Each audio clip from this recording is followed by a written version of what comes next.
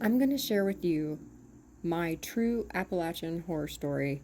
It is the scariest paranormal experience I've ever had in my life, of which I have had many. So, basically, I didn't follow the rules exactly. Some years ago, we decided to go on a camping trip with my husband and I, and then two friends who were also a couple. So it was like the couple's camping trip of the weekend. We were going to leave on a Friday, come back on a Sunday, and we decided to go to Panthertown. We went there, and we wanted to get there early in the day. My husband had one of the GPSs that he had used in the Army, and our cell phones weren't working. And he was able to, we were just walking. We had no idea where we was going, no plan. And he was tracking our progress on his GPS. It was mapping it out so we'd be able to get back to the car. So you park at the bottom in this parking lot and then you just start hiking. Well, we ended up off trail, just going through all different areas of granite and then some wet areas and really thick areas of really tall weeds and then trees. Well, the female of the other couple had ran really late that day. So we got there about an hour before the sun started going down. This was primitive camping, so we were carrying everything that we were taking camping on our persons. However, the other couple, they bought a giant cooler with tons of ice and had marinated steaks, corn, baked potatoes. They weren't cooked yet. All kinds of food. Had made sandwiches. It's not how me and my husband do it, but whatever. It was super heavy. So we had to leave that in the car. So all four of us start camping. Hiking. We hiked for like 5 miles. It became obviously completely dark. Could not see. So me and the other female kind of stopped for a minute, and my husband and his friend went and found the spot that we were going to make camp in. I don't know why they decided to pick that spot. They just found a spot and was like, all right, this is good. So we went. It was completely covered in just weeds and very tall weeds and everything. But our food and the wood that we were using for our fire was back in the car. So it was decided that that cooler was so heavy.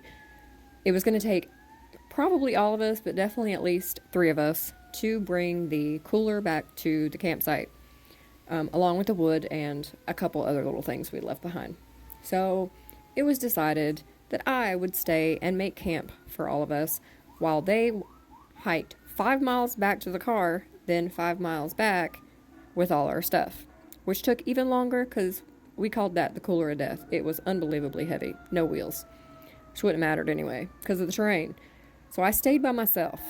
There's the first mistake. I was by myself, way out in the Appalachian Mountains, in an area I had never been before. I was not familiar with.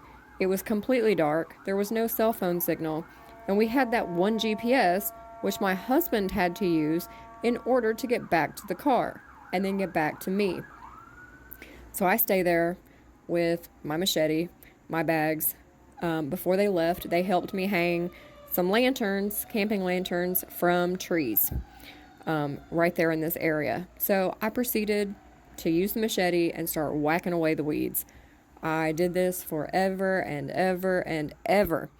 And I remember thinking, like, it kept sparking when I'd hit the machete on the ground. And I'm like, dang, it's like super rocky right here. Like, I don't know. It's crazy. So, there was crickets. There's katydids. There's frogs. You heard all of it. All of a sudden, all the noise stopped. Everything. It was complete silence. And there were no people around us.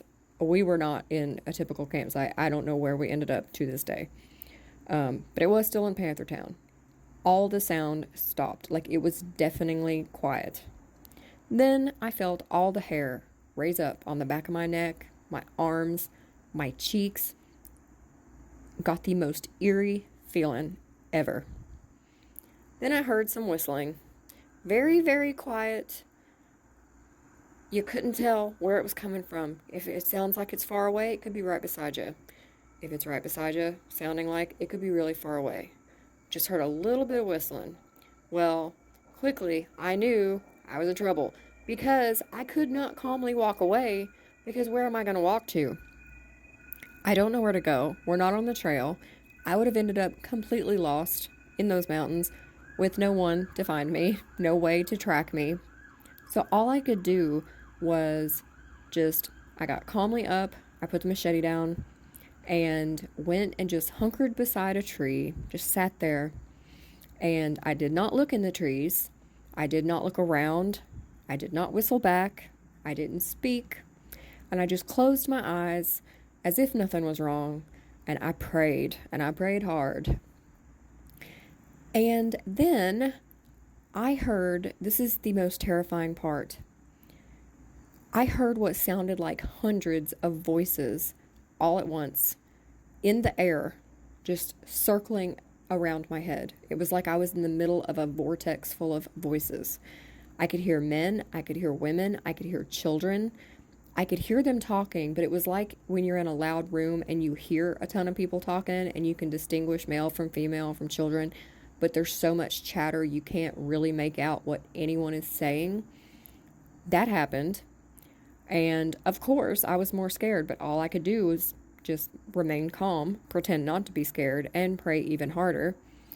I was trying not to tense up. I was just acting as if I was just calmly sitting beside this tree.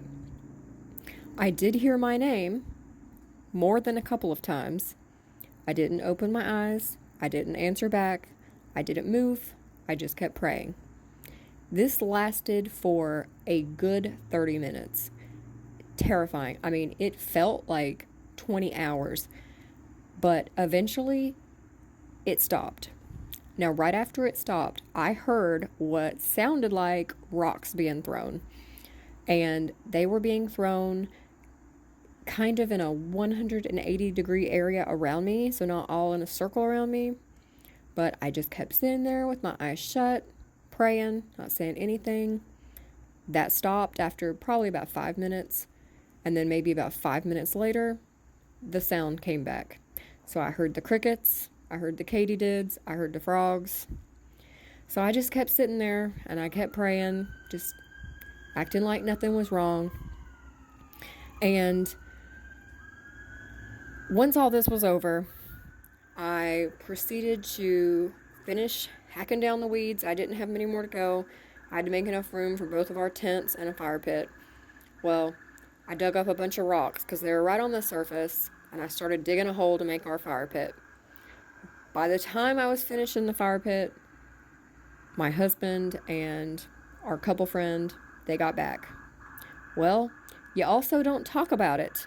You're not supposed to talk about it if anything does happen, which is not all the time, of course, and some people have never experienced anything, but you don't talk about it till you get home, completely away from that situation, that area. So I couldn't tell anyone about it. Nothing else weird was happening while they were there to experience with me. So I just had to go along with putting up the tent, getting in it that night, sleeping. We stayed Friday night, Saturday night, and Sunday, and put everything up. Got home, then I told my husband what had happened. So I had to go all weekend, having had that experience in the exact spot we were at the whole time without telling anyone. So I do not recommend that you ever go out without a GPS and a whistle and good lights by yourself, period. Do not get separated from your group. I knew better. We know better. But, whatever. Don't do what I did. And make sure that if something happens, whether it's a creepy Appalachian paranormal thing or a wild animal or a crazy person that happens to be out there, make sure you know how to get back to your car.